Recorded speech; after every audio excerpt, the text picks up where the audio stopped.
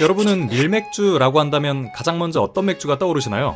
일반적으로 밀맥주는 밀을 주요 원료로 사용하여 다른 맥주들보다 밝고 맑은 색을 띠고 있습니다. 또한 특유의 향긋한 과일향과 은은한 향신료 맛이 조화를 이루며 거품도 보다 풍부하게 형성되는 것이 특징이라고 할 수 있습니다. 이러한 특징들 덕분에 밀맥주는 여러 맥주들 중에서도 인기 있는 종류로서 오늘날까지 자리 잡아올 수 있었습니다. 우선 이 맥주의 종류를 떠나서 인류 역사에서 가장 오래된 음료 중 하나인 맥주는 오늘날 우리 일상 속에서 너무나 익숙하게 자리 잡은 음료로서 친구들과의 모임, 축하하는 자리, 혹은 그냥 하루를 마무리하는 순간에 정말 빠질 수 없는 존재가 되었습니다.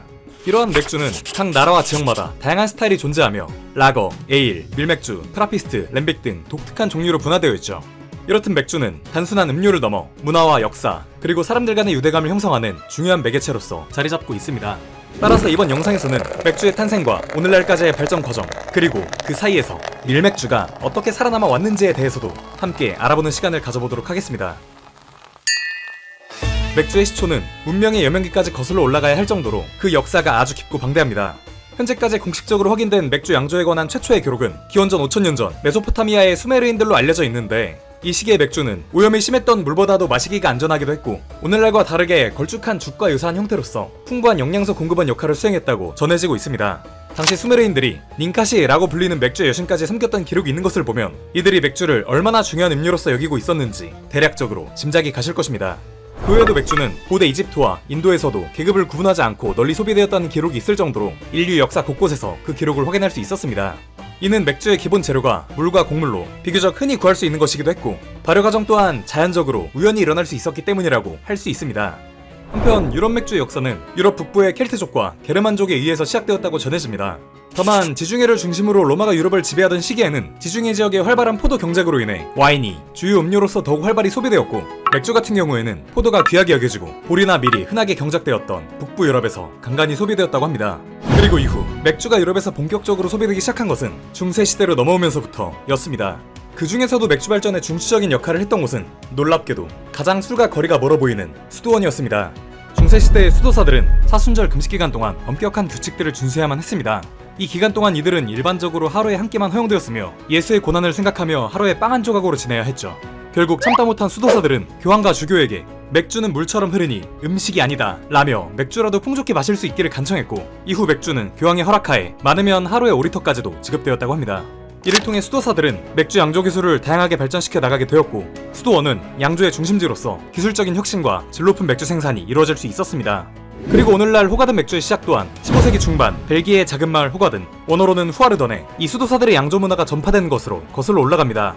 호가든 마을은 벨기에의 플람스 브라반트 지방에 위치하고 있으며 이 지역의 비옥한 토양과 온화한 기후는 맥주 양조의 필수 재료인 곡물을 재배하기에 이상적인 장소였습니다. 지역 주민들은 농업에 크게 의존했고 양조는 곡물 생산의 자연스러운 연장선이 될 수 있었죠. 그리고 호가든 마을 역시 수도사들을 중심으로 밀맥주를 제조하고 있었는데요. 그러던 중 한 상인이 네덜란드령 퀴라소 섬에서 라라하 오렌지를 들여오게 되었는데, 당시 마을의 수도사들이 라라하 오렌지 껍질과 고수 씨앗을 이 맥주에 첨가하는 시도를 하였고, 호가든 마을의 맥주는 기존보다 더욱 향긋하고 부드러운 풍미를 가질 수 있게 되었습니다. 그리고 수도사들이 이러한 과정을 거쳐 탄생시킨 맥주가 바로 지금의 벨기에식 밀맥주, 하얀 맥주라는 뜻의 윗 비어의 시초였습니다. 당시 독일에서는 맥주 순수령 공표로 인해 맥주 제작에 오직 물, 보리, 홉, 효모만을 사용할 수 있었던 반면, 벨기에에서는 이러한 강제성이 없었기 때문에 더 실험적인 시도들이 가능해져 다양한 맛과 스타일의 맥주가 탄생할 수 있었던 것이었죠. 이후 수세기에 걸쳐 호가든 맥주는 높은 품질과 독특한 맛으로 크게 번성할 수 있었으며, 양조 지식은 여러 세대에 걸쳐 전승되어 가족이 운영하는 소규모 양조장이 마을 곳곳에 자리 잡았고, 각 양조장에는 오랜 세월에 걸쳐 전해 내려오는 자신만의 레시피와 양조 방법이 자리 잡게 되었습니다. 이 시기는 호가든 맥주의 황금기로, 이 마을의 맥주가 벨기에뿐만 아니라 인근 국가에서도 인기를 얻으면서 호가든 맥주의 전성기를 맞이했습니다. 1758년 당시 이 마을의 주민은 약 2000명이었지만 양조장은 무려 38개였다는 기록이 남아있는 것을 보면 그 인기를 대략적으로 가늠해볼 수 있을 것입니다. 하지만 이렇게 번성했던 호가든의 양조 산업은 19세기 말과 20세기 초에 접어들며 큰 도전에 직면하기 시작했습니다. 유럽 전역을 휩쓸었던 산업혁명은 생산공정, 운송, 그리고 소비자 선호도에 큰 변화를 가져왔습니다. 저렴한 비용으로 대량의 맥주를 생산할 수 있는 대규모 산업 양조장이 등장했고, 이러한 산업 양조장에서는 냉장 기술을 활용하여 대량으로 라거를 생산해 나갔습니다. 이렇게 라거는 일관된 품질과 긴 유통기한으로 빠르게 인기를 끌어낼 수 있었죠. 이 같은 새로운 스타일의 맥주에 대한 소비자 선호도의 변화는 호가든의 전통적인 밀맥주에 직접적인 위협이 될 수밖에 없었습니다. 그리고 산업 양조장과의 경쟁에 더해 20세기 초반 유럽 사회의 정치적인 상황은 호가든 양조 산업이 직면한 어려움을 더욱 가중시켰습니다. 그 중에서도 특히 1차 세계대전의 발발은 마을 경제에 치명적인 영향을 미치게 되었죠. 양조장에서 일하던 많은 젊은이들이 징집되어 전쟁에 참전하며 심각한 노동력 부족이 발생했고, 이 전쟁으로 인해 무역로와 공급망이 중단되어 필수적인 양조 재료를 조달하기조차 어려워지기 시작했습니다. 그리고 이 격동의 시기에 겨우 운영을 유지한 양조장들은 어떻게든 생계를 이어나가기 위해서 생산량을 줄인 채로 운영되는 경우가 많았습니다. 정강기 동안에도 양조장들은 기존의 번영을 회복하지 못했고, 1930년대에 불어닥친 대공황은 이미 어려움을 겪고 있던 양조장에 더욱 큰 부담을 안겨다 주었습니다. 국민소득이 급감하며 맥주 소비가 감소했고, 호가든 내 많은 소규모 양조장은 운영을 유지하기가 점점 더 어려워졌습니다.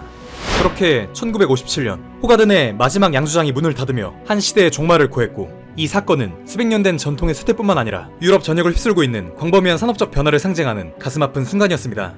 이미 취약했던 마을 경제는 양조장의 상실로 인해 더욱 쇠퇴할 수밖에 없었고, 과거 수많은 인파로 북적거리던 광장과 활기찼던 선술집은 더 이상 찾아보기 힘들었습니다. 그러나 암울한 전망에도 불구하고 호가든의 양조 유산의 불씨는 완전히 꺼지지 않았습니다. 이 마을의 독특한 맥주에 대한 기억은 이를 경험한 사람들의 마음과 머릿속에서 오래도록 남아있었기 때문이었죠. 이 오랜 유산은 결국 한 결단력 있는 개인의 노력 덕분에 다시금 세상 밖으로 모습을 드러낼 수 있었습니다. 1960년대 무렵 호가든의 깊은 추억을 가지고 있던 우유 배달원 피에르 셀리스가 마을의 양조 전통을 되살리기 위해서 직접 나서기 시작한 것입니다. 한때 유명했던 호가든 밀맥주에 대한 이야기를 듣고 자라왔으며, 젊은 시절 마지막 양조장에서 일한 경험이 있던 셀리스는 마을의 양조 유산을 복원하는데 많은 노력을 기울이고 있었습니다. 그는 기성세대에게 배운 전통적인 레시피와 방법을 사용하여 자신의 집에서 밀맥주 복원을 시도해 나갔습니다. 그리고 이렇게 부활한 호가든 맥주는 지역사회 내에서 빠르게 인기를 얻을 수 있었고, 1966년이 되어서는 호가든 양조장을 다시금 설립하여 호가든 양조 산업의 부활을 알렸습니다. 셀리스의 사업 성공은 마을에 새로운 활기를 불어넣으며 자부심과 공동체 의식을 다시 불러일으켰습니다. 극복할 수 없을 것 같았던 어려움 속에서도 전통과 장인정신의 끈질긴 시도가 승리할 수 있다는 것을 일깨워 주었던 것이었죠. 오늘날 호가든 밀맥주는 전세계 맥주 애호가들이 즐기고 있으며, 밀맥주 하면 가장 먼저 떠오르는 대표적인 맥주가 되었습니다. 이러한 호가든 맥주의 인기는 이 마을의 풍부한 양조 역사와 그 역사를 오랜 세월 지켜온 노력의 결과물이라고 할 수 있습니다. 한편 호가든은 한국에서도 대표적인 밀맥주로서 잘 알려져 있습니다. 2000년대 중반 호가든이 한국에서의 판매를 시작하며 국내 시장에서도 밀맥주의 붐이 일었습니다. 이후 소비자들은 호가든 외에도 여러 종류의 밀맥주를 접하기 시작했고, 이는 밀맥주에 대한 전반적인 관심을 높이는 데 큰 기여를 했습니다. 또한 호가든 밀맥주의 독특한 맛은 호가든이 밀맥주의 기준으로 자리매김하는 또 다른 핵심 요소라고 할 수 있습니다. 고수와 오렌지 껍질에서 추출한 시트러스 향과 스페이시한 향의 조화는 상쾌하고 균형 잡힌 풍미를 만들어내죠. 이러한 풍미는 맥주의 부드럽고 크리미한 목넘김과 약간 톡 쏘는 끝맛과 어우러져 호가든만의 특별한 맛을 자아냅니다. 570년이 지난 지금까지 전통적인 레시피를 유지하고 있고, 고유의 헤리티지를 지키며 엄격한 관리 감독을 통해 품질을 유지하고 있죠. 이처럼 호가든 맥주의 역사는 단순한 음료의 이야기를 넘어 문화와 전통, 그리고 지역사회의 연대감을 보여주는 중요한 서사가 되어 왔습니다.